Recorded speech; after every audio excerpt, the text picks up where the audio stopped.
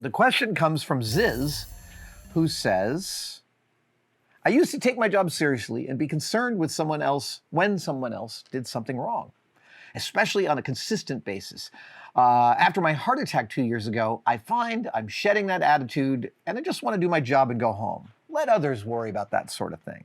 Some people now consider me arrogant and selfish. People who didn't accuse me of that before. Never mind. What is the line between taking your job seriously and taking care of yourself? And then Ziz finishes with, I also feel like I have a new appreciation for Ferris Bueller's motto, life moves pretty fast. If you don't stop and look around once in a while, you could miss it. This is totally true. Life does move pretty fast.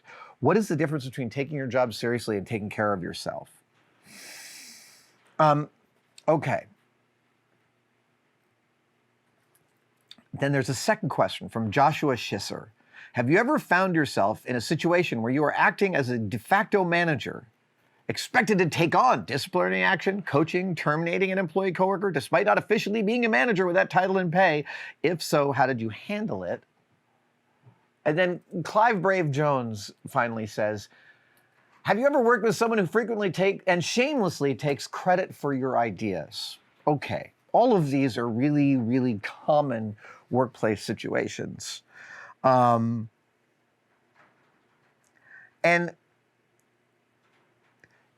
my answer to all three of these is the serenity prayer. The serenity prayer is, grant me the grace to know the things that I can change, to accept the things that I cannot change, and the wisdom to know the difference. Just really knowing what is within your control potentially and what is outside of your control. This whole business about, I used to be concerned when someone did something wrong. So you're in a workplace, you're doing your job, you're looking over and there's someone else who has a job that's not yours, but you notice them doing something poor about it. And you used to deal with that a lot. You used to be the guy, as what you're saying here, who would reach out and be like, let me give you a little tip over here. But now you had a heart attack, you have been confronting your mortality. If you had a heart attack, I'm going to guess that places you in your 40s, 50s, maybe even early 60s. But let's say 50s, early 50s would be my guess, given that you're still talking about employment. And you're sort of like, not my circus, not my monkey, about the things that are going on at work. And not my circus, not my monkey is one of my favorite personal phrases. And I will take you back to Mythbusters production schedule, where we would film for 3 months, then we'd have a couple of weeks off to recoup, then we'd get back into filming for 3 months. But the first week of filming was always breaking all the stories. So we'd sit there in the conference room and we would have to film something like, let's say 10 stories over 3 months. I'm not sure if that was correct, but let's say we're filming 10 stories over 3 months. We'd probably have 14 or 15 outlines that we'd be breaking so that we could throw some out and still end up with what we needed. And I would frequently get into it with Jamie, discussions of details, like, I don't have a really specific example, except that we'd be in this broad meeting talking about the story, and Jamie would say something like, I'd really rather not use duct tape for that thing that's part of this story. And it's like, that's like step 71, and we're on step 3. So my inclination back then in the early days of Mythbusters would be to explain to Jamie, oh, no, we don't need that yet because it just doesn't. And then we'd be into this argument about the efficacy of the suggestion he'd made. And I had so many of those arguments with him over just me thinking that, like, you don't see the full picture if you're making that suggestion, so let me give you the full picture. And we'd just be sitting there kind of annoying each other about these details. Oh, I do have an example. Okay, we are doing the death ray, Archimedes' death ray. We are trying to find out if a whole bunch of soldiers on the shoreline can focus their polished mirror shields and repel a ship coming into shore. We are filming this out on Alameda Island with the students of Encinal High School, where Jamie's wife was a science teacher for 20 years. And we're setting up for this story. We're going to have 400 kids, all with shields. They're going to be lining the shore, and they're going to be pointing the shield's reflections at the boat that Jamie will be on. Now, they need some way to aim their reflection, and this is a hard problem to solve. The very first experiment we ever did with Archimedes' death ray, we just got the Mythbusters crew, like 8 or 9 of us, with mirrors and tried to focus all our mirrors on a single point, and even that was remarkably difficult. Science teachers, you should totally try this with your class. It's hilariously hard to know which reflection is yours. Anyway, we're shooting Archimedes' death ray. Jamie and I are workshopping how to help the kids aim their reflection from their shield so that they can hit the boat. And we come upon the idea of netting, of like some sort of construction safety netting that'll be between the kids and the boat, and it gives them some surface with which to see the reflection of their shields. I know that some of you might be wanting to offer the suggestion of making the mirrors concave so that they focus their beam. That will not work, does not work, cannot work within the situation, and I won't explain it right now, but it just can't. So Jamie and I have this idea. We're going to use a netting that we run along the shoreline as our aiming reticule for each soldier to be able to see the reflection from their shield and make sure it lands on the boat. And as we're talking about this netting, I say, obviously, we should paint it white. And Jamie says, I don't see why. And I said, well, we want the operator to see as much of their reflection as they can, so the white will show that better. And Jamie's like, if you say so, but I disagree. I think it should be black. And at this moment, this was such a nonsensical, to me, stance to take. And I, like, all of this, like, just like uses my desire for this thing to go smoothly. And I'm like, he is making the wrong decision. And this thought showed up in my brain. And the thought was, do I need to solve this problem right now? Or will the world solve this problem later? And I realized the world would solve this problem later. And so I abandoned arguing over the color of this netting. We painted it black. We got out on site, and you couldn't see the reflections.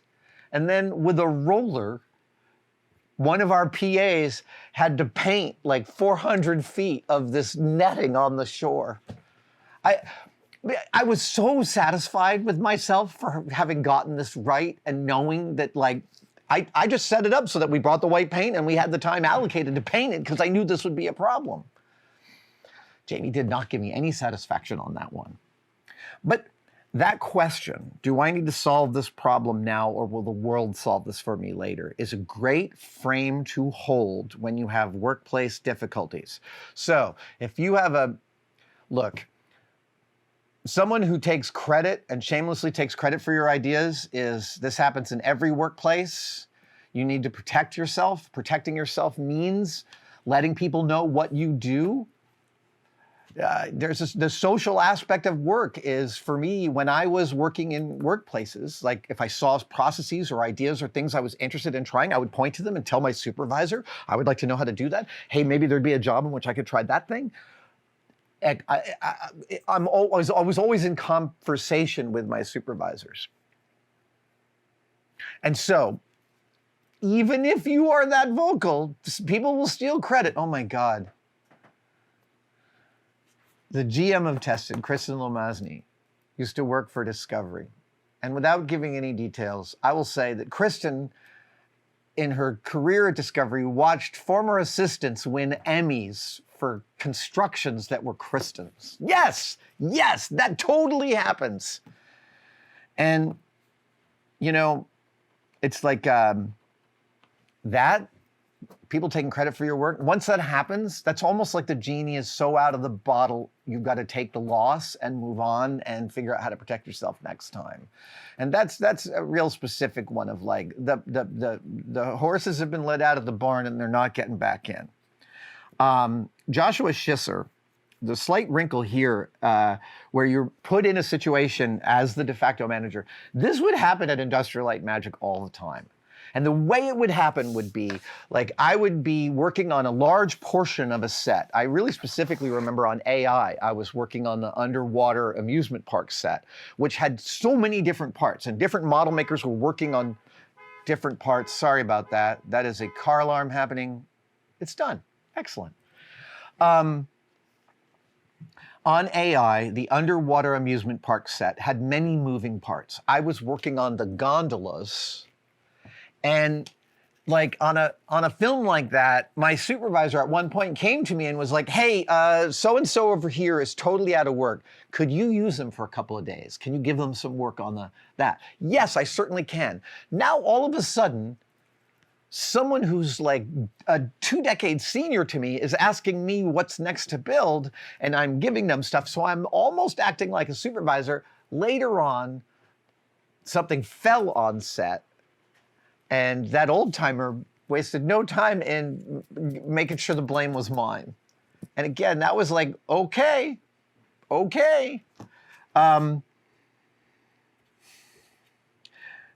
Look, modern workplace really wants to place people in de facto manager positions without paying them manager salaries. And so anytime you are being asked to manage other people without a commensurate bump in pay, I say reject that and refuse. Ziz, look, I think the line between taking your job seriously and taking care of yourself needs a big cultural reset in America. You know, companies love saying they're like families. And I got to tell you, like, I love this tested crew, but I don't say that we're like a family, because every employment place that says they're like a family says that so they can abuse their employees. So just, we don't even use the language. Screw it. I think taking care of yourself is great. And I think, like, you know, when you run off someone doing a bad job off at the pass, you're helping their manager out, and they don't know. They have no idea.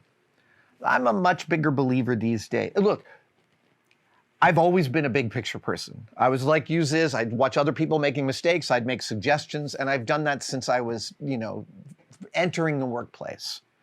And I've gotten enough crap for it over the years that I think if I was entering the workplace today, I'd be much more circumspect about doing that sort of thing.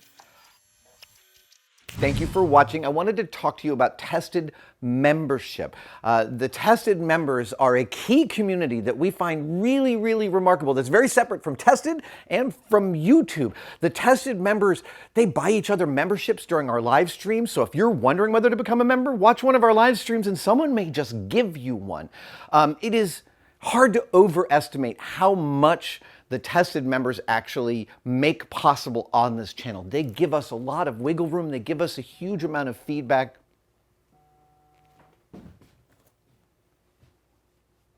That's a member right now. Thank you so much for enjoying your membership. Description for everything you need to know. And for all the members out there, thank you, thank you, thank you.